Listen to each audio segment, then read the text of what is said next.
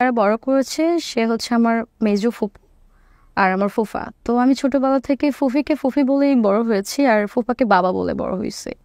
তো আমাকে অ্যাকচুয়ালি তারা কখনোই বাবা মায়ের অভাবটা বুঝতে দেয় নাই। আমি এতটুকু জানতাম যে আমার মা বেঁচে আছে, বাট আমার মা থাকে না আমাদের কাছে। আমি এইটাই জেনে বড় হয়েছি আমার মা চলে গেছে। আচ্ছা। চলে গেছে বিষয়টা যখন আমি জানতে পারি তখন আবার আসলে মায়ের প্রতি টান ওটা তৈরি হয় না, বিকজ বাবা তো চলেই গেছে, বাবাকে তো আর চাইলেও আমি পাবো না। বড় হওয়ার সঙ্গে সঙ্গে আমার মা আমাকে দেখতে আসতো মাঝে মধ্যে। আমার এখনো মনে আছে যে আমার মা হচ্ছে দেখতে আসতো, আমাকে বলতো যে লাইক আমি বাসায় নেই, আমাকে লুকিয়ে রাখা হতো। আমার কেন জানি না আমাকে এখনো মনে হয় যে পাশের বাসার একটা বড় আপু আমাকে কোলে করে নিয়ে যেয়ে তাদের বাসায় রেখে দিত, বা যে টাইমটুকুতে আমার মা দেখা করতে আসতো, তো আমার সাথে কখনোই তাকে দেখা করতে দিতে হতো না। তো আমি যখন ক্লাস 4-5-এ পড়ি তখন নানা নানু একবার আম্মুর নাম্বারটা আমাকে দিয়ে যায়, তখনও আমি আম্মুর সাথে যোগাযোগ করিনি। ক্লাস 6-এ আমার মনে আছে আমি আমার ফ্রেন্ডের আম্মুর ফোন থেকে আমি যে নাম্বারটা আমাকে দিয়েছিল আমি ওটাতে কল করি। তো যখন আমি আম্মুর ভয়েসটা শুনতে পারি আমার না কোনো ফিলিংস কাজ করে নাই, লাইক বিকজ আমি তো বড় হয়েছি একটা ফ্যামিলিতে। তো দেন হচ্ছে আম্মু অনেক কান্না করতো আমার সাথে কথা বলার সময়, ইভেন এটা বারবার বলতো যে আম্মু আমি তোমাকে নিয়ে আসবো, তোমাকে আমি এনে ইংলিশ মিডিয়ামে ভর্তি করে দিব। তো সে তার এই কষ্টের কথাগুলো আমাকে বলতো, আমি জাস্ট নর্মাল র্যান্ডমলি কথা বলতাম, বাট আমার মধ্যে যে একটা আছে না যে মায়ের যে একটা ফিলিংস, আমি ওটা তখন বুঝতে পারতাম না। হ্যাঁ। তো আমার মা কি করতো, নানা নানুর কাছে আমার জন্য লাইক কসমেটিক্স, ড্রেস অনেক কিছু পাঠিয়ে দিত। তো সেই জিনিসগুলো যখন নানা নানু দেখতে আসতো আমাকে তখন এটা দিত, বাট ফুফির আমাকে নিতে দিত না সামহাও। তো আমি ছোট থাকতে আমার ফুফি একবার বলেছিল যে হয় তুমি তোমার আম্মুর এগুলো পরবা, না হয় আমি তোমাকে ঈদের ড্রেস কিনে দিব না। মানে আপনি তখন এগুলো বুঝতেন না যে কেন আপনার সঙ্গে এরকম না না, আমি করছে? তখন অ্যাকচুয়ালি বুঝতাম না। তো কাজ আমি তো তাকেই মা জানি, আমি তো বাবা জানি, কিন্তু আমি যখন চারপাশ থেকে সারাউন্ডিং থেকে শুনতাম যে you have a mother, so ওই টাইমটুকুতে আমি জাস্ট ফিল করি যে আমার বাবা বেঁচে নাই, এরা আমার ফুফা ফুফি। বাট আমি কখনো ফুফা ফুফি চিন্তা করতাম না, যেহেতু ফুফিকে ফুফি বলেই ডাকতাম, বাট বাবা ফুফাকে বাবা বলে ডাকতাম। বাসায় কেউ যদি এসে বলতো যে আপনার কয় ছেলে মেয়ে, বলতো 3 ছেলে মেয়ে। আমি ওইটা ওইটা ফিল করে বড় হয়েছি, ওইটা জেনে বড় হয়েছে। কখনো বলতো না যে আমার ভাস্তি হয়, আমার ভাইয়ের মেয়ে আমি মানুষ করি, এটা কখনো বলতো না, বলতো যে আমার মেয়ে। যখন ক্লাস 6 পার করে 7-এ উঠি, খুব আসলে লজ্জার একটা কথা, বাট আমার বলতে বাধা নাই, সেটা হচ্ছে যে আমি খুব ছোট বয়সে প্রেমে পড়ি। আমাকে আমার বাবা, আমার ফুফা জেনে আমাকে ড্যাম লাভ করতো। সে বাসায় আসলে আমাকে এত এত প্রাইভেটে দিত। সে বাসায় আসলে মা বলে ডাকতো, মা দরজা খুলো, মা গেটটা খুলো। তো আমি দৌড়ায় যেতাম, বাবা যদি বাসায় কিছু নিয়েও আসতো ওইটা এনে আগে আমার হাতে দিত। তো ফুফিকে ভয় পেতাম আমি অনেক। তো বাবাকে আমি ওই দিন আমার মনের অনেক কিছু বলি, কোনো কারণে না বাবার সাথে ফুফির একটু আর্গুমেন্ট হয়, আই ডোন্ট নো ওয়াই। তো তখন হচ্ছে একটু রাগ করে বাবা সন্ধ্যার নামাজ পড়ে বের হয়ে যায়। একটা জিনিস একটু খেয়াল রাখবেন, এই বাবা মানে কিন্তু ওর ফুপা, মানে ফুপার সাথে ফুপির আর্গুমেন্ট। কারণ ওর বাবা, আপনার বাবা তো আসলে ছোটবেলাতেই বোধহয় আমার বাবা আসলে আমাকে 7 মাস পেটে রেখে মারা গিয়েছে। এটা আপনি ওই সময় জেনে গেছেন অলরেডি, এটা আমি কারণ ক্লাস 7-এর গল্প যখন আপনি আছেন। তখন আমি জানি। তো আমার পাশের বাসায় আমার একটা দাদু ছিল, আমার দাদুর ফুফাতো ভাই। তো দাদু দাদি কিছুদিন আগেই মারা গিয়েছে। তো বাসায় ফুফি একা, দাদু দাদির যে মেয়ে আমার ফুফি হয় সম্পর্কে, তো বাসায় একা। তো আমি কিছুদিন ফুফির কাছে যে ঘুমাচ্ছিলাম। তো ফুফি আমাকে অলরেডি এই পাশ থেকে ডাকলে এই বাসা থেকে শোনা যেত, আমার বাসা থেকে ডাকলে শোনা যেত, তার বাসা থেকে ডাকলে আমাকে শোনা যেত। তো আমি বলতাম, ফুফি বলতেছে সাদিয়া আসবা কখন, ঘুমাবা না আন্টি? তখন বললাম যে হ্যাঁ আন্টি, আমি খাবার টাবার খেয়ে দেন পড়া শেষ করে আমি চলে আসবো। তো বাবা আসছে, বাবা আসার পর না কেমন ধরে একটু চুপচাপ। আমি তখন আমি যে সারাদিন কিন্তু বাবার সাথে আমার লাইফের ফার্স্ট আমি আমার বাবার সাথে ওই একটা দিন পাইছিলাম স্পেন্ড করার মতো, বাবা মেয়ের একটা পার্সোনাল টাইম স্পেন্ড করার মতো আমি পাইছিলাম। তো বাবা এসে একটু চুপচাপ ছিল, আমি জানি না কেন। তো নর্মালি প্রতি রাতেই দেখা যেত যে ডিনার টাইমে ফুফি খাবার বাড়তো, আমি খাবার নিয়ে এসে টেবিলে দিতাম, সবাই আমরা একসঙ্গে বসে ডিনার করতাম। তো এরকম হুট করে কেন জানি না আমার ক্ষুধা পায় নাই, আমি খাবার গুছিয়ে দিয়ে আমি বের হয়ে যাচ্ছিলাম যে আমি ফুফির বাসায় যাব, কিন্তু বাবা আমাকে পেছন থেকে 2টা ডাক দিল, মা খাবার খেয়ে যাও, খাবার খেয়ে যাও। আমি বলছি আব্বু আমার ক্ষুধা নেই, যে আমার ক্ষুধা নেই আমি খাবো না। তারপর না কেন জানি না আমাকে বারবার ডাকলো যে আমার ক্ষুধা নাই আমি খাবো না। তো আমি এটা বলে আমি দৌড়ে চলে গেছি, আমি অ্যাকচুয়ালি তখন দৌড়ে ফুপির বাসায় চলে গেছি। যাওয়ার পরে আমি ফুফির সাথে আড্ডা দিচ্ছিলাম, গল্প করতেছিলাম, বলতে বলতে আমি ফুফি আর আমি দুইজন পাশাপাশি শুয়েছি। তো শুয়ে গল্প করতে করতে হুট করে যেহেতু ফুপির বাসা আমার বাসা জাস্ট 2 হাত ফাঁকা, তো শব্দ হলে তো শোনা যায়, পাশের বাসা থেকে কিছু হলে শোনা যায়। এর মাঝখানে আসলে ফ্যানের শব্দে আমি আর এত বুঝতে পারিনি যে আমার বাসায় কি হচ্ছে। ধাম করে একটা আওয়াজ হয় আমার বাসায়, এত জোরে একটা আওয়াজ হয়, আমি ওই আওয়াজটা ফিল করি, আমি ফুফি দুইজনই। তখন ওই আওয়াজটা হচ্ছে গেট ভাঙার একটা আওয়াজ হয়। তখন আমার ভেতরে না একটা কেমন একটা ছ্যাত করে উঠছে যে কি হয়েছে, তখন চিল্লাপাল্লা শব্দ হয়েছে, চিল্লাপাল্লা বাবাকে যে এর মাঝখানে, আমার বাসার সাথেই সরকারি হসপিটাল, আমার বাবা ডক্টর ছিল, বাবাকে যে এর মধ্যে হসপিটালেও নিয়ে যাওয়া হয়েছে আমি সেটা জানি না। তারপর আমি ফুপির সাথে যাই হসপিটালে, যেহেতু আমার পাশে, একদম পাশেই হসপিটালের সঙ্গে আমাদের বাসা। তো আমি দৌড়াতে দৌড়াতে যাই, ওই সময় আমি ক্লাস 7। হসপিটালে আপনি তো বাসায় যাবেন, বাসায় কি দেখেন? না, বাসায় তো অলরেডি গেট, বাসায় কেউ নাই, সবাই বের হয়ে গেছে। ও, আপনি ওখান থেকে জানতে পারলেন তার হাসপাতালে? ওই ফ্যানটা চলছিল ওই টাইমে, 10-15 মিনিট পার হয়ে গেছে, আমি অতটা শব্দ পাইনি। ফ্যান চল। কি হয়েছিল আসলে? আমার বাবা হার্ট অ্যাটাক করেছিল। শব্দটা কিসের? ধুম করে যে শব্দটা হলো আপনারা দূর থেকে পেলেন, ওইটা হচ্ছে বাবার হার্ট অ্যাটাক করার পরে আই থিঙ্ক সো বাবার টয়লেট হচ্ছিল, বাবা তখন লুঙ্গি পরা ছিল, তো লুঙ্গি নষ্ট হয়ে যাচ্ছিল, তো ভাইয়া লুঙ্গি আনতে যে বাসায় যে গেট তালা দেওয়া, ভাইয়া ওই লাত্তিটা দিয়ে তালাটা ভেঙে লুঙ্গিটা বের করে নিয়ে গেছিল আর কি। ওকে। তো ওই লাত্তিটার আওয়াজটাই আর কি, ওই শব্দটার আওয়াজ পেয়েই আমি কিন্তু তাড়াহুড়া করে বের। তো তারপরে আমি যাওয়ার পরে দেখি হসপিটালের যে র্যান্ডমলি যে বেডগুলো থাকে, চাকা থাকে লাগানো, ছোট যে বেডগুলো, ওখানে বাবাকে শোয়ানো। আমি যে আব্বু আব্বু করে চিৎকার দিয়ে উঠছি ওখানে, তখন আমার ফুপু আমার হাত টেনে ধরছে, ফুপি কান্নাকাটি, আমার ভাইটাও কান্নাকাটি করতেছে, তখন পুরো হাসপাতাল উথাল পাথাল। তো তখন যে জাস্ট আমি বাবার সামনে যে ধাম করে দাঁড়ানোর পরে এরকম মুখের উপর একটা চাদর দেওয়া ছিল, আমি ওই জিনিসটা নিতে পারি নাই। আমি এক্সপেক্ট করি নাই যে বাবা নাই। তো আমি অনেক তখন ছোট ছিলাম, তো আমার ফুফাতো ভাই তো আমরা দুজন আপন ভাই বোনের মতো বড় হয়েছি। আমার কিন্তু বড় ভাই আছে, যেটা আমার বড় ভাইটা বড় ফুফির কাছে থাকতো, কিন্তু ওর সাথে আমার এত অ্যাট্রাকশন কাজ করতো না, যেটা আমার ফুফাতো ভাইয়ের সাথে হতো, কারণ আমরা একই প্লেটে খেয়ে বড় হয়েছি, একসাথে বড় হয়েছি, এক ক্লাস উপর পিস ছিল। আমার ভাই জাস্ট 2টা ঈদে ঢাকা থেকে পাবনাতে যেত, ওই টাইমে আমরা দুইজন বারবার সেন্স হারাচ্ছিলাম। তো বাবা মারা যাওয়াটা না আমি নিতে পারি নাই কোনোভাবেই, হাউ ইজ ইট পসিবল। আমি পুরা সারাটা দিন আমি বাবার সাথে টাইম স্পেন্ড করছি, বাবা আমার হাতে লাস্ট খাবার খেয়ে কিন্তু বাবা চলে যায়। আমি আসলে বাবা মারা যাওয়ার আগে আমার লাইফের ফার্স্ট আমি একটা সম্পর্কে জড়াই। তখন আমি ক্লাস 7-এ আমার একজন আত্মীয়র সঙ্গে কোনো একটা ঈদে আমি তাকে দেখার পরে সামহাও আমি তাকে এত ডিপলি ফিল করি, কেন জানি না, তারপর আমার অনেক মায়া কাজ করতো, যে কেনই মায়া কাজ করছিল আমি জানি না। তার সাথে আমার ফার্স্ট দেখা হয়, ইভেন সেও আমাকে বড় হয়ে ফার্স্ট দেখে, আমার কাজিন ছিল। তো আমি তাকে আগে ভালোবাসছি, সে তখনও আমাকে ভালোবাসেনি। উনি আমার 5 বছরের বড়, 4 বছরের বড় ছিল। আমার কাছে একটা নাম্বার ছিল, যে নাম্বারে আমি অনেক ট্রাই করছি তাকে খোঁজার, কিন্তু আমি তাকে পাইনি। তো হুট করে একদিন আমার মাথায় ক্যাচ করলো যে এই নাম্বারটা আরও একজনের কাছে আছে, তার নাম্বার। তো আমি তার থেকে কালেক্ট করি সেই নাম্বারটা। কালেক্ট করার পরে আসলে সে যেভাবে ছটফট করে কথা বলছে আমি এটা আশা করিনি, যে আমি যেমন তার ছটফট করছি সেও যে একইভাবে আমার সাথে কথা বলার জন্য ছটফট করছে, আমি সেটা জানতাম না। আমি কিন্তু তখন ফুফির ফোন লুকিয়ে লুকিয়ে নিয়ে কথা বলতাম। সে ওই দিন থেকে আমাকে এমন ট্রিট করেছে, আমার তাকে কখনো মনে হয় যে this is my new relationship, this is my first relationship, আমার এমনটা ফিল হয় নাই। আমাদের সম্পর্ক চলছিল, তো এর মাঝখানে বাবা মারা গেল। তো বাবা মারা যাওয়ার পরে আমার ফুফিরা 1 মাস পরে হজে চলে যায়।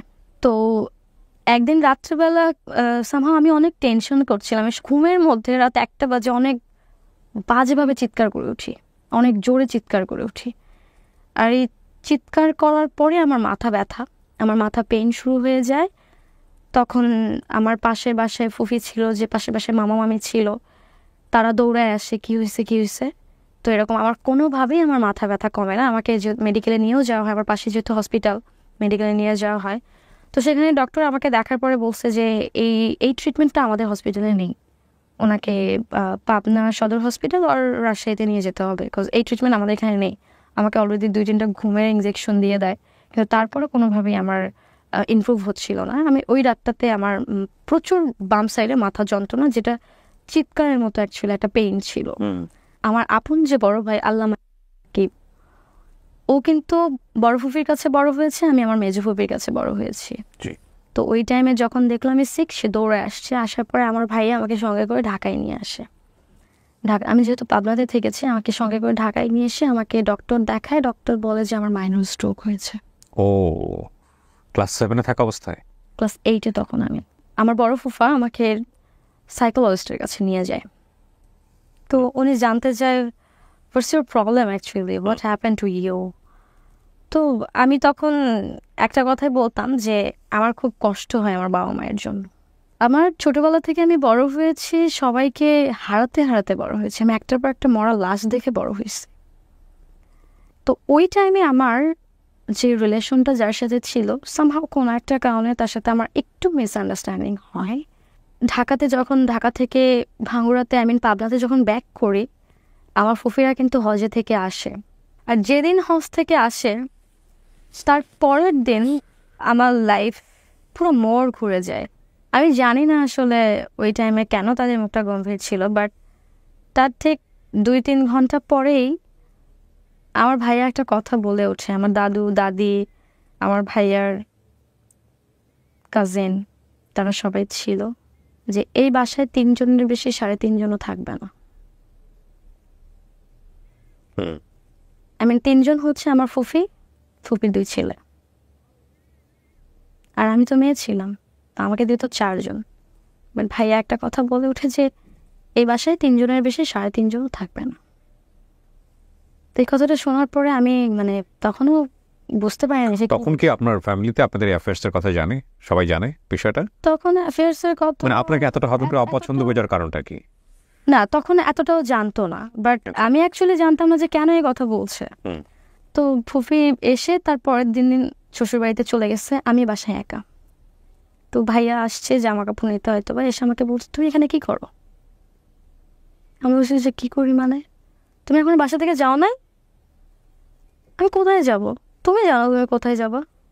এই বাসাতে 3 জনের বেশি 3.5 জনও থাকতে পারবে না। ফুফি পরের দিন আবার চলে আসছে। আসার পরে আমি ফুফিকে বললাম যে আন্টি, ভাইয়া আমাকে এই কথা বলছে।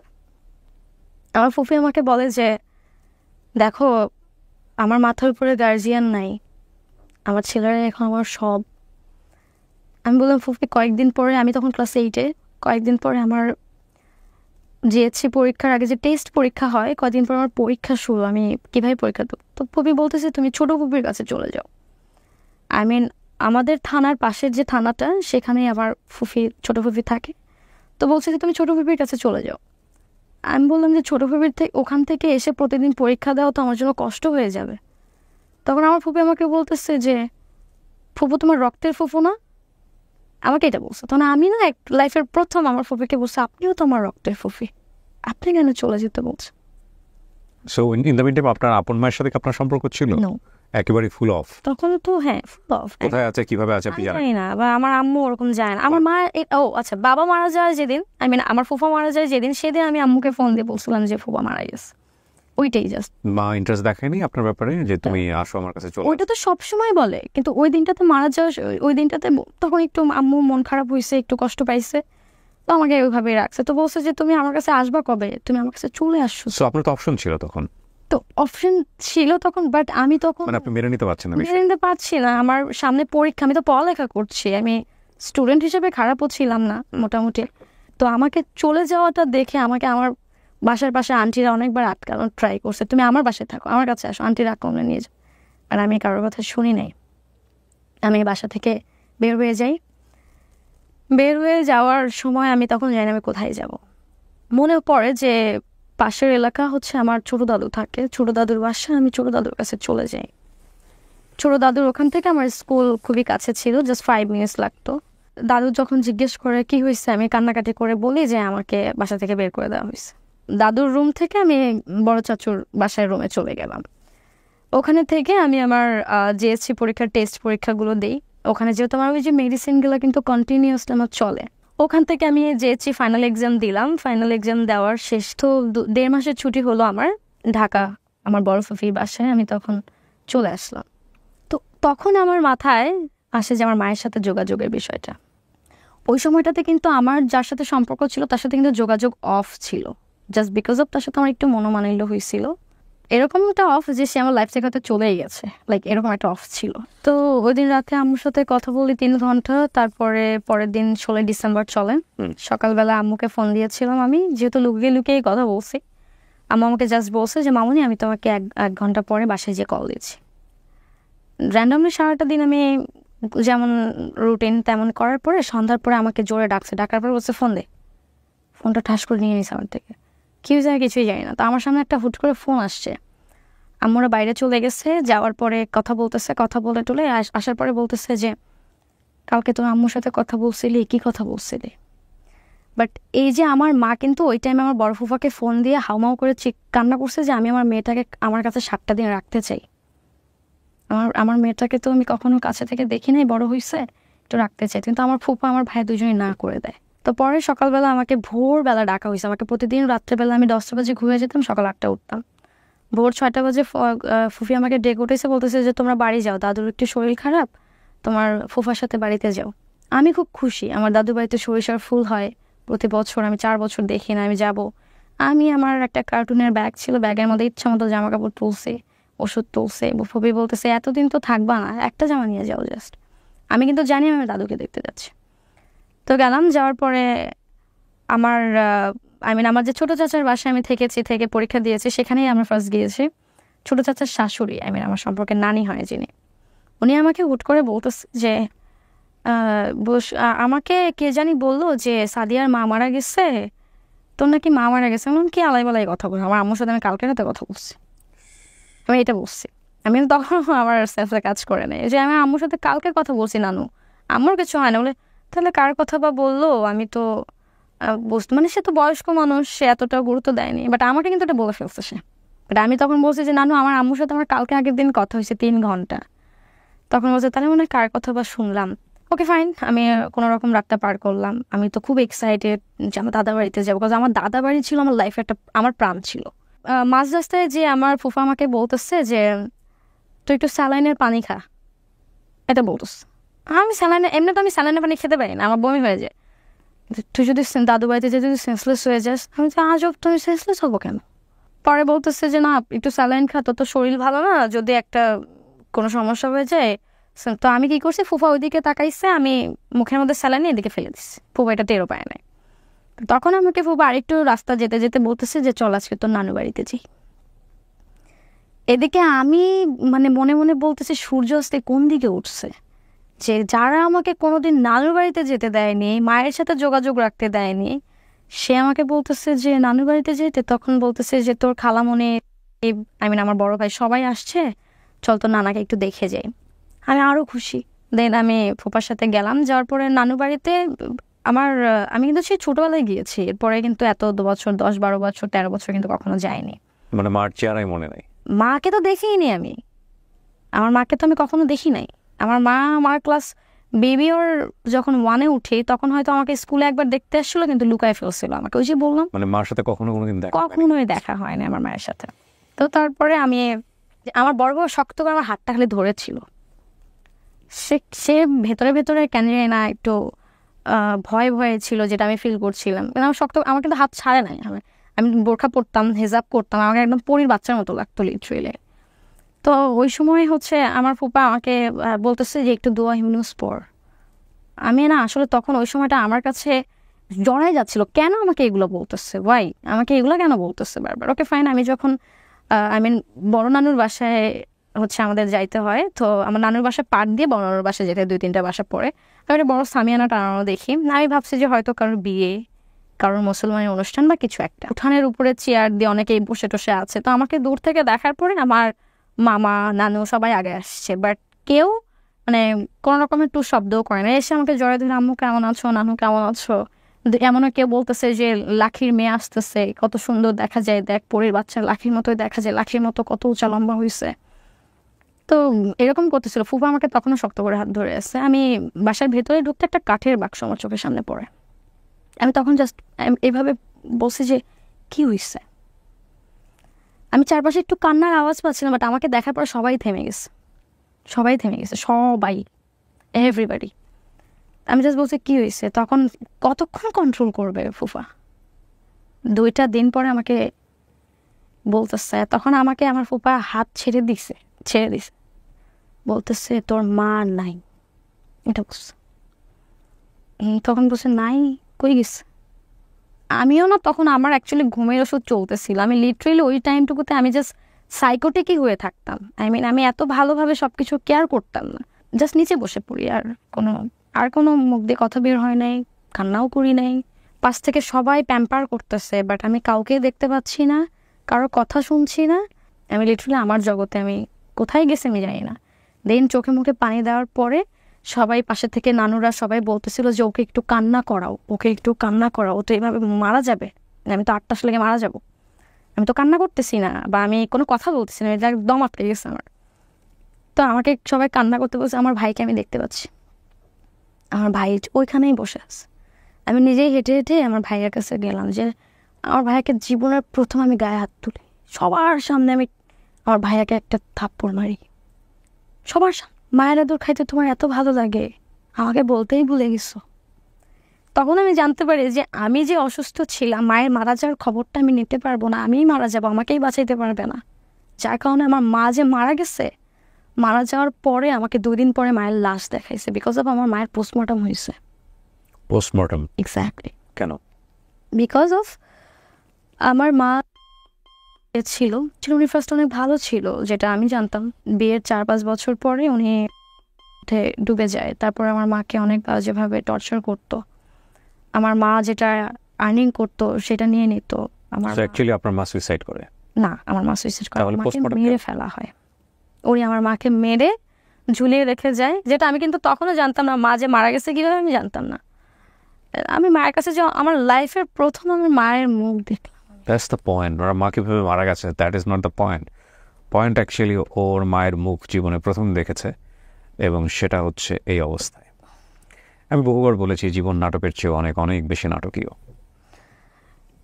আমার তখন মায়ের মুখটা দেখার পরে আমার জাস্ট বারবার ফুপির মুখটা ভেসে উঠছিল আমার সামনে। মাকে অনেক ডাকলাম, আমাকে অজু করালো, আমার নানু অজু করে। নানু বললো যে মাকে ছুঁয়ে দেখো, আম্মুকে ডাকো। আমি আম্মুকে আমার মা এত সুন্দর ছিল, মানে মনে হচ্ছিল যে পার্লার থেকে আম্মুকে সাজায় নিয়ে আসা হয়েছে। বাট তখন আমি জানতাম না আম্মু কীভাবে মারা গিয়েছে। বাট কপালের এখানে একটা দাগ ছিল, রক্তের দাগ ছিল, এখানে একটু দাগ ছিল, এখানে একটু দাগ ছিল। কিন্তু এত সুইট চেহারা, আমার কাছে মনে হচ্ছিল যে আমি আমার আছে না যে চকলেটের মতো, লাইক এরকম। আমি মাকে ছুঁইলাম, ডাকলাম অনেকবার, আম্মু সারা শব্দ দেয় নাই। ফার্স্ট অফ অল আমি কিন্তু আমার ফুপা, আমার বাবার মৃত্যুটা মেনে নিতে পারি নাই, যেটার জন্য আমার লাইফে আমি অসুস্থটা হই। তারপর মা মারা যাওয়ার পর আমি পুরো পাথর হয়ে যাই। মানে আমাকে যদি 2টা মারাও হইতো আমি ব্যথা পাইতাম না ওই টাইমটুকুতে। তো তারপরে আমরা ঢাকায় ব্যাক করি। ব্যাক করার পরে আমার ঘুমের ওষুধ চলে অনেক ভারী ভারী। তো আমার মা মারা যাওয়ার ঠিক 2 দিন পরে আমি ফুপার বাসাতে আমি ভুলে 2টা মেডিসিন একসাথে খাই। আমি খেয়াল করি নাই, খাওয়ার পরে খুব বাজে রিয়াকশন হয় আমার, যেটা হচ্ছে আমার হাত পা পুরো ভার হয়ে যায়। তো ওই টাইমে আমি বেডের উপরে বসে ভাইয়ার কম্পিউটারের ডেস্ক থেকে আমি একটা ব্লেড নিয়ে আমার নখ কাটছিলাম। ওইটা দুপুরবেলা ছিল, তো আমি নখ কাটছিলাম। আমি কিন্তু র্যান্ডমলি মানে খাওয়া দাওয়া করে, বাট 2টা মেডিসিন যে একসাথে আমি ঘুমের ওষুধে 2টা খেয়ে ফেলছি, আমি এটা খেয়াল করি নাই। তো আমার হাত পা ভার হয়ে যায়। সামহাও আমার ব্লেড দিয়ে আমি এভাবে হাত চুলকাতে আমি জোরে করে একটা দাগ দিই। আমার এখনো হাতের কাটা দাগ আছে এখানে। ওহো, অনেক। তো এই দাগটা ফার্স্টের দাগ ছিল, যেটা আমি কোনো ফিল পাই নাই। ওই টাইমে আমার ব্লাড দেখতে এত ভালো লাগছিল, আমি ইচ্ছা করে না এগুলো দিচ্ছিলাম, ক্র্যাশ করছিলাম এখানে ব্লেড দিয়ে। আমি না কোনো ব্যথা পাচ্ছিলাম, যেহেতু আমার পুরো শরীর ছেড়ে দিছে, না ব্যথা পাচ্ছিলাম, বাট আমার ব্লাড দেখতে ভালো লাগছিল। তখন আমার যে অসুস্থতা ছিল মাইনর স্ট্রোকে, সেটা কিন্তু আমার নাক মুখ দিয়ে ব্লিডিং হইতো। আর আমি এখানে একটা নোটিস করতে চাই, বিশেষ করে সাইকিয়াট্রিস্ট যারা আছেন তাদেরকে। আমি তো মানুষের জীবন গল্প নিয়ে কাজ করি এবং কাজ করেছি লম্বা সময় ধরে। এই যে ও যেটা বললো না, যে ওর হাতে একটু দেখাই, হাতটা এরকম করে, আপনি ক্যামেরায় ধরেন, হ্যাঁ আপনার হাত দেখতে পাচ্ছেন। এই দাগ আমি শত শত দেখেছি, এবং আমি আজ পর্যন্ত কোনো ছেলের শরীরে পাইনি এই দাগ, সবই মেয়েদের শরীরেই। এবং আরেকটা ইন্টারেস্টিং ইনফরমেশন হচ্ছে এই দাগগুলোর পেছনে বিহাইন্ড দ্য স্টোরি যেটা থাকে একটা প্রেমের সম্পর্ক মোটা দাগে, এবং কিন্তু ওর ক্ষেত্রে আমি যেটা পেলাম ডিফারেন্ট। আমার কথা সেটা না, আমার কথা হচ্ছে যে কোন ডিপ সেন্সে গেলে, কোন ধরনের সেন্সে গেলে একটা মানুষ শরীর থেকে রক্ত বের করে দিতে পছন্দ করে। এটা নিয়ে আমি সাইকিয়াট্রিস্টদের প্রচুর ভিডিও দেখেছি, বাংলাদেশের সাইকোলজি নিয়ে অনেকেই কাজ করছেন, কিন্তু আমার কাছে কেন জানি মনে হয় বাংলাদেশের খুব ব্রডার স্পেক্টে যে প্রবলেমগুলো আমাদের ব্যক্তিগত জীবনে আমরা ফেস করি সেগুলো টাচ করতে পারে এরকম টপিকগুলোর সংখ্যা খুবই কম, বা এগুলো নিয়ে ডিসকাস হয় খুবই কম। আজকেও যে হাতের কাঁটাটা একটা দেখালো, আমার মনে হয় যারা সাইকিয়াট্রিস্ট আছেন, যারা আমার শোতে দেখে থাকেন, তারা যদি কেউ ইন্টারেস্টেড হন কথা বলার জন্য এইসব বিষয় নিয়ে, দে ক্যান মেইল মি, আমাকে মেইল করতে পারেন। আমি এই বিষয়গুলো নিয়ে ইন ফিউচারে হয়তো বা একটু ডিফারেন্ট কাইন্ড অফ পডকাস্টিং নিয়ে আপনাদের সামনে আসবো ইনশাল্লাহ। ঘুমের মেডিসিনের রিয়াকশন, বাট আমি কিন্তু ঘুমের ওষুধটা 2টা খেয়েছি, বাট আমি বুঝতে পারিনি। পরে সুস্থ হওয়ার পরে কিন্তু আমি চেক করে দেখেছিলাম যখন 2টা ওষুধ নাই।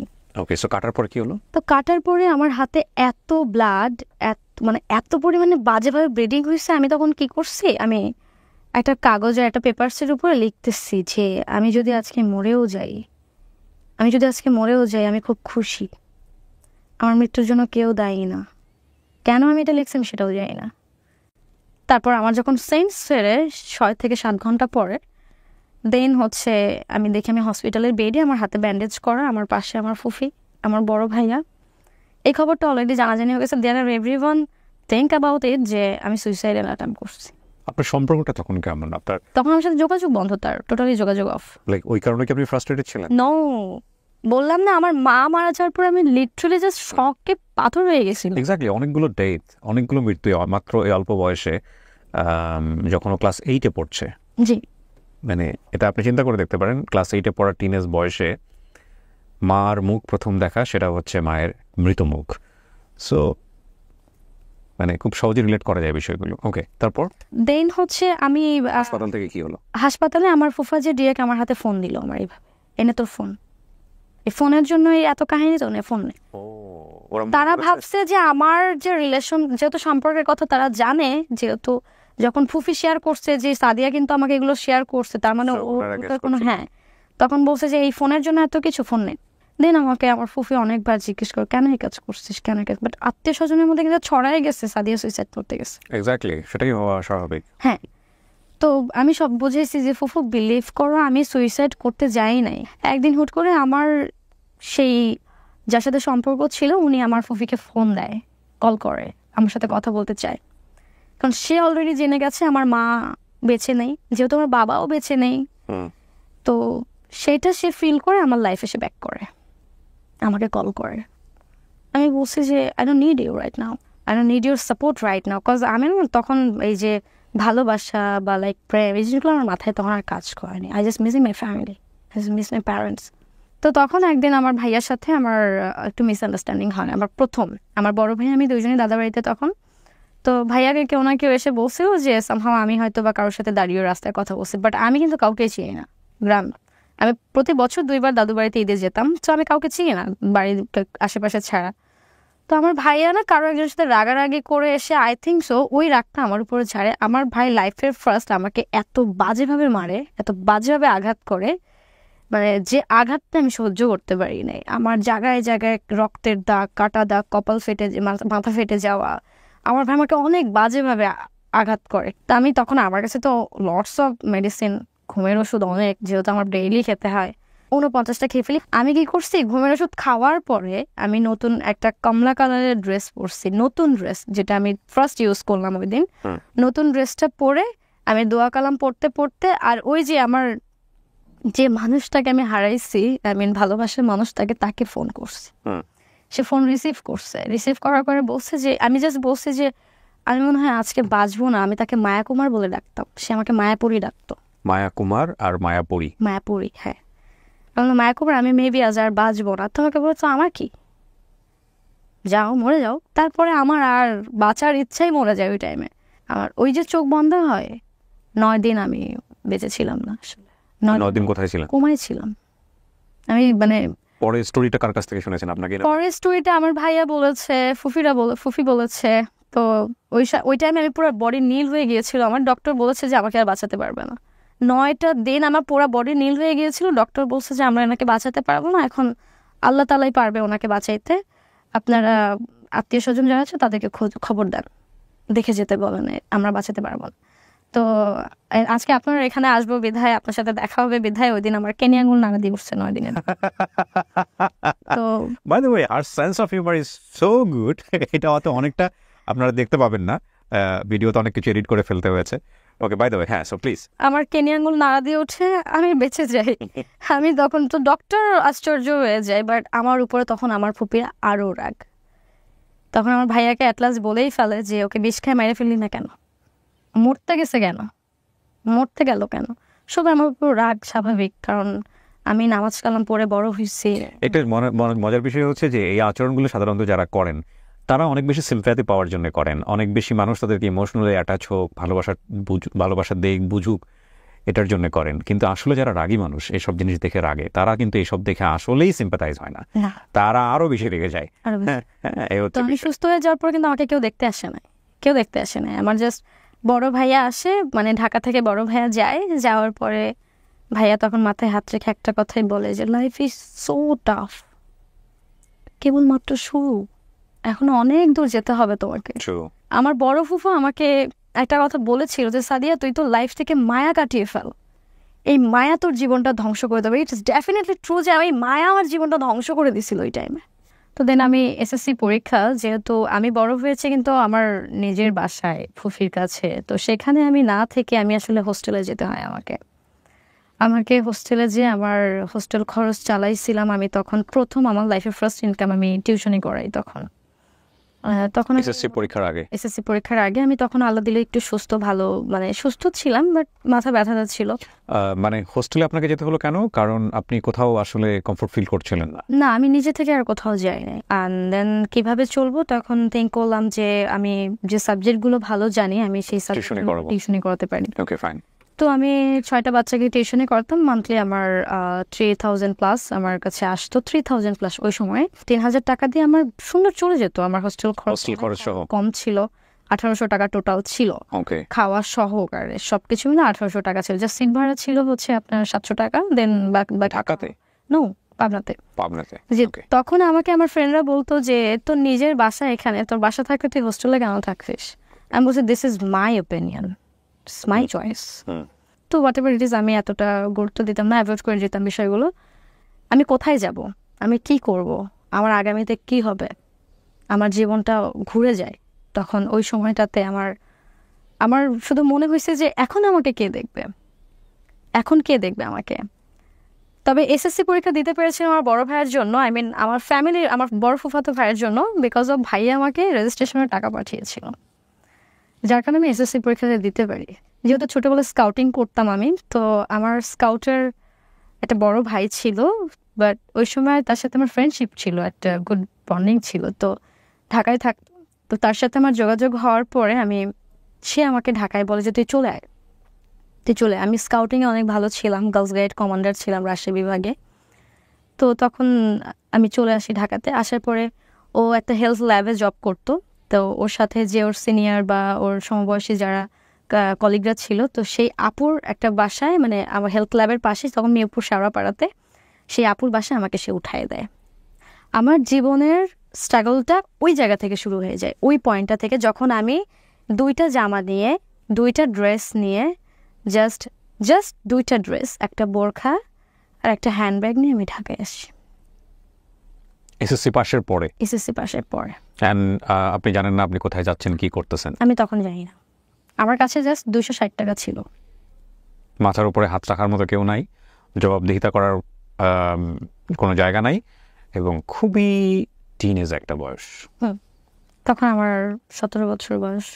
আমার স্কাউটের বড় ভাইয়া ছিল, তো ওই সময় ও আমার এত ভালো বন্ধু হয়ে যায়, তুই তো করে একটা বন্ডিং হয়েছে। ওকে আমি অন্তু বলে রাখতাম। অন্তরের জন্য আমি ঢাকাতে একটা থাকার জায়গা পাই, আমি খাওয়ার জন্য খাবার পাই। অন্তর নিজে জব করে আমাকে 1000-2000 টাকা দিত যে তুই কিছু কিনে খায়, তোর বাসা ভাড়া, আমাকে 3 মাসের ভাড়াও দিয়েছিল।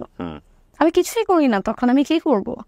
আমার কাছে তখন ফোন ছিল না, আমার তখন একটা বাটন ফোন ছিল, আমার স্মার্টফোন ছিল না যে আমি স্মার্টফোনের মাধ্যমে আমি জবের জন্য অ্যাপ্লাই করবো, আমি কিছু করব। তো ইন দ্য মিন টাইম অন্তরের সাথে আমার ওই টাইমে মানে আছে না যে লাইক মনে হচ্ছিল যে ও ছাড়া তখন আমার কেউ নাই, বাট ও কিন্তু আমার বড় ভাই প্লাস আমার বন্ধু হয়ে গেছে তখন, বিকজ অফ ওই টাইমে ওরও রিলেশনশিপ ছিল, এমন না যে ওর সাথে আমার কোনো রিলেশন ছিল, কিছুই না, ও জাস্ট আমার ফ্রেন্ড ছিল। করোনা চলে আসলো, মানে আমি আজকে করোনা হয়ে মারা গেলে হয়তো আমাকে কেউ দেখতে পারবে না, না ভাইয়া দেখতে পারবে বা না কেউ দেখতে পারবে না ওই টাইমটাতে। করোনার মাঝখানে ব্যাক করার পরে আমি একদিন আমার একটা ফ্রেন্ডের স্মার্টফোন ও আমাকে দেয়, ওর যেহেতু এক্সট্রা একটা ফোন ছিল, দেওয়ার পরে আমি ওই ফোন থেকে আমি কয়েকটা জায়গায় জবের জন্য অ্যাপ্লাই করি। আমার একদিনে 6টা জব হয়। একদিনে আমি মিনিমাম 20টার মতো অ্যাপ্লাই করছি, একদিনে আমি 20টার মতো সিভি পাঠাইছি, এক এক জায়গায় জব করছি, যেটা বিডি জবস যেটাকে বলা হয়। তো আমাকে একটা আমার ফ্রেন্ড 5,000 টাকা দিয়ে আমাকে হেল্প করে, দেন আমি 5,000 টাকা দিয়ে জবে জয়েন করি। জয়েন করার পরে আমার স্যালারি ছিল 18,000, 15,000 টাকা আলোচনা সাপেক্ষে। আমি 3 মাস জবে, আমার কাছে ওই টাকা মনে হয়েছে আমি লাখ টাকা পাইছি। 3 মাস চাকরি করার পরে আমি কিছু টাকা জমানোর পরে আমার একটা ফোন, এমার্জেন্সি একটা ফোন, আমি নিজে টাকা দিয়ে ফোন কিনি, নতুন করে একটা ফেসবুক অ্যাকাউন্ট করি। আমার লাইফে আমি একটা মানুষকে না ভুলতে পেরে কোনোদিন কোনো রিলেশনে যেতে পারিনি। মানে তখন কি রিলেশনশিপটা আপনার ব্রেকআপ হয়ে গেছে ওর সঙ্গে? আমার সাথে কোনো যোগাযোগ নাই, তার মানে কোনো লাস্ট কোনো ওয়ার্ড ছিল না? কোনো যোগাযোগ নাই, তাকে অনেক ভালোবাসছি আমি। মানে আপনি ব্যাপারটা কেমন ছিল যে আপনি তার জন্য ওয়েট করছিলেন, সে আপনার সঙ্গে যোগাযোগ? আমি জানতাম সে আর ফিরবে না, কোনো কারণে আপনাদের মিসআন্ডারস্ট্যান্ডিং হয়েছে। তারপর আমি তাকে কখনোই ভুলতে পারি নাই, আমি ওই সময় তাকে কখনোই ভুলতে পারি নাই। বা আমি আজ এখন যদি দাঁড়িয়ে বলি, আমি আজও তাকে ভুলি নাই, সেটা আমি আজও তাকে ভুলি নাই। তো ওই চিন্তাটা করে আমি অ্যাকচুয়ালি কখনো রিলেশনশিপে যেতে পারি নাই, কোনো রিলেশনে যেতে পারি নাই। টাকাকে আমি জিনিসটা চিনে গেলাম, দিস ইজ মানি অ্যাকচুয়ালি। তো দেন হচ্ছে একদিন আমি যেখানে জব করছিলাম সেখানে আমার যে বস ছিল, উনি আমাকে একটু অ্যাপ্রোচ করে, কিছু না কিছু নিয়ে একটু কথা বলে, যেটা আমার আসলে একটু পছন্দ হয়নি। উনি আমাকে একটু টিচ করে বসে, যেটা আমি শুরুতে একটু ভয় পাই। বা তখন আমি আসলে ওই লাইফটা আমি ঢাকা শহর তো তখন ভালো মতো চিনি না, জানি না আমি মানুষজনকে। Double meaning sentence. এক্স্যাক্টলি। তো উনি যখন আমাকে ডাবল মিনিং করে, আমি তখন আমার জবটা ছেড়ে দিই। তো ওই মোমেন্টে আমার মাথার উপর এসে দাঁড়ায় আমার খালা, যাকে আমি আজ মা বলে ডাকি, যাদের সাথে কিন্তু কোনোদিন কমিউনিকেশন করতে দেয়নি আমাকে আমার ফ্যামিলি। তো ওই সময় আমি আমার খালামণিকে পাই, ওইখানে আমি আমার আরেকটা ফ্যামিলি পেয়ে যাই। মানে স্ট্রাগলের মাথায় এসে আমি শুরুতে এসে আরেকটা ফ্যামিলি পেয়ে যাই। তো ওই সময় আমার নিজের একটা কলিগ, উনি আমাকে বলে যে, আমাকে সবাই জান্নাত বলে ডাকতো, যেহেতু আমার ভালো নাম হচ্ছে সাদিয়া জান্নাতি। কলিগ উনি আমাকে বলে যে, জান্নাত ম্যাম আপনার মানে লুক অনেক সুন্দর, আমার নিজের একটা বাইং হাউস আছে, আমি আপনার কিছু ছবি তুলতে চাই। কে বলে এটা? আমার একটা কলিগ, ওনার নিজের একটা বাইং হাউস ছিল, যেহেতু উনিও চাকরি ছেড়ে দিয়েছিল কোনো একটা রিজনে। তো তখন আমি রাজি হয়ে গেলাম যে ছবি তো উঠাবে, সমস্যা নেই। তো তখন হচ্ছে ছবির হাটবাজার নামে একটা অ্যাপস ছিল তো ওই সময়। তো তখন আমার 10 থেকে 12টা ছবি তোলার পরে আমাকে না উনি 5,000 টাকা আমার হাতে দেয়।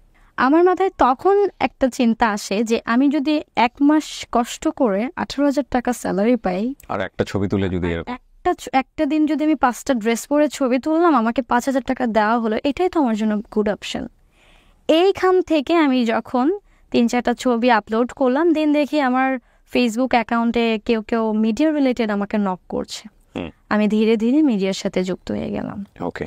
দেন মিডিয়ার সাথে যুক্ত হয়ে যাওয়া বলতে গেলে প্রথম এখানে মিডিয়া বলতে যেটা বোঝাচ্ছে উনি, সেটা হচ্ছে shoot like YouTube media, actually not main stream media. কারণ উনি আসলে বেশ কিছু কাজ করেছেন, আমি যেটা দেখেছি নাটকগুলো বেসিকলি আপনার হচ্ছে সোশ্যাল মিডিয়ার জন্য নির্মাণ করা হয়। Okay fine. বাট ফটোশ্যুটের জায়গাটাতে আমি কখনোই মানে আমাকে কেউ কোনো ইঙ্গিত করেনি, কেউ কোনো ডাবল মিনিং করেনি, কেউ কোনো বাজে কথা বলেনি। তো অ্যাট লাস্ট আমার 4-5টা কাজ হয়ে যাওয়ার পরে আমাকে একজন মিউজিক ভিডিওর জন্য আমাকে নক করে। তো তখন ফার্স্ট গান হচ্ছে আসিফ আকবর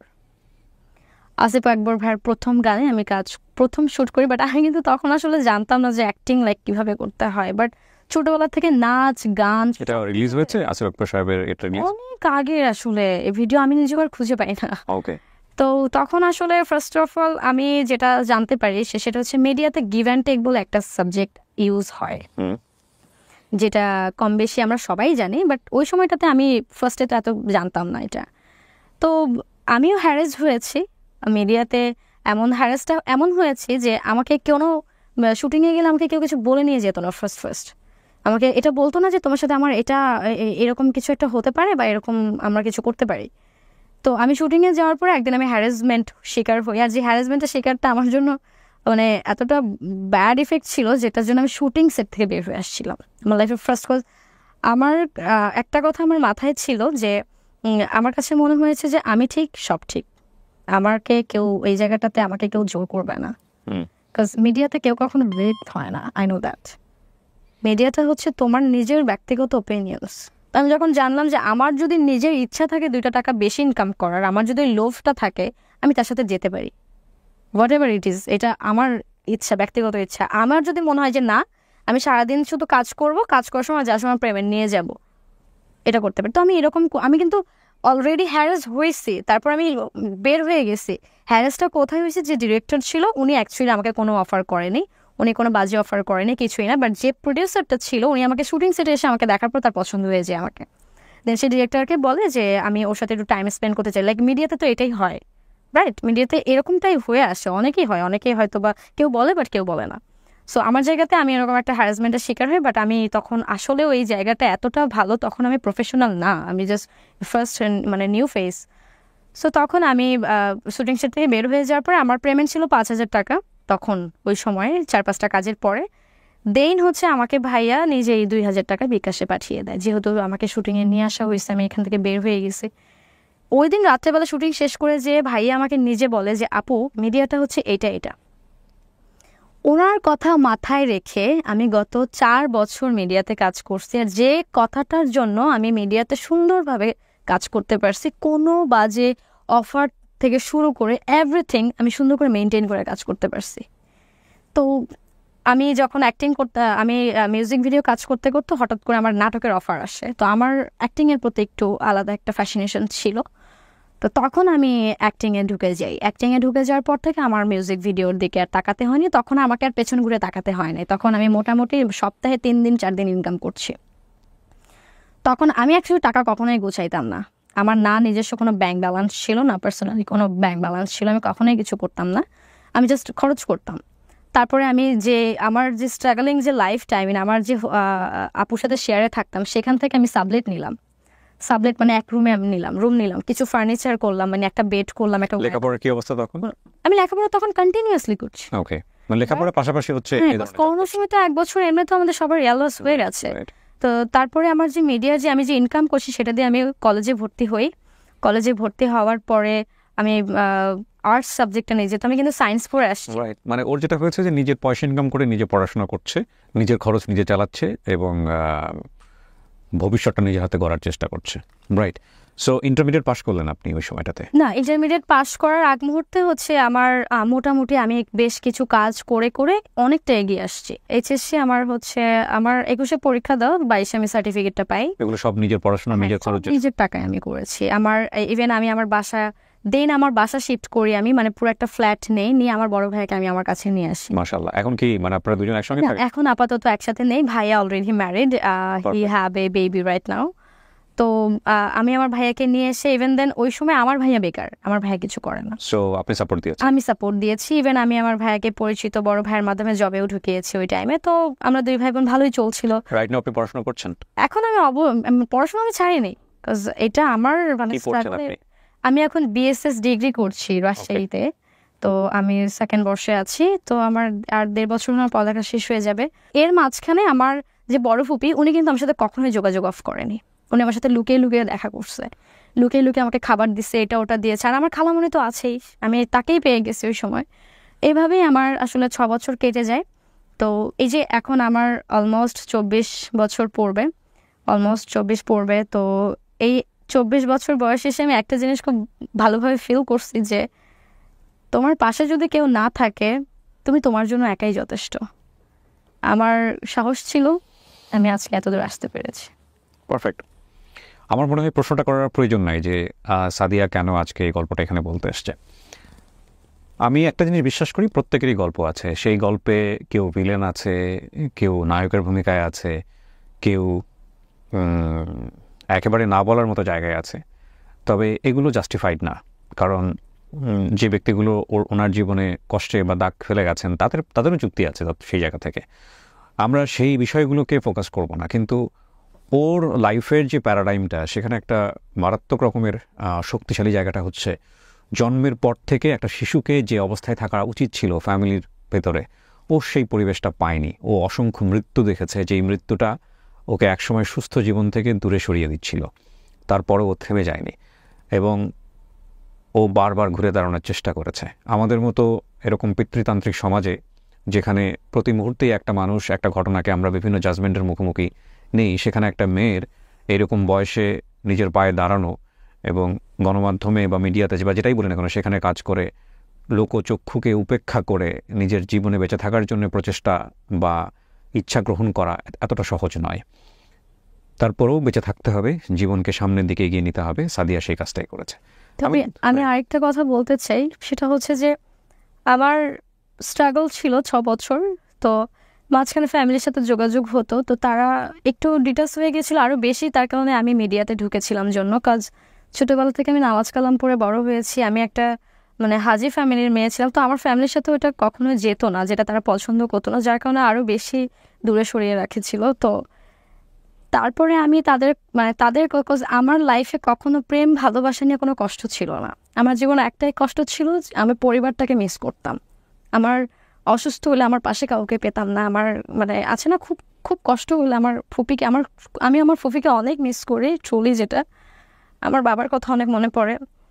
আজ আমার ফুপিকে আমার ফ্যামিলিকে আমি অনেক ভালোবাসি। আমার লাইফে যাই হয়ে যাক না কেন, আমি কোনোদিনও তাদের দোষ দিইনি। বিকজ আমার কাছে মনে হয়েছে যে আমার ভাগ্যে যা ছিল তাই হয়েছে। আর আমি ওই চিন্তা করে আমি মিডিয়াটা যতদিনই কাজ করেছি, মিডিয়াটা লিভ করে দিয়েছি আলহামদুলিল্লাহ। মিডিয়াতে এখন আপনি কাজ করছেন না, আমি আসলে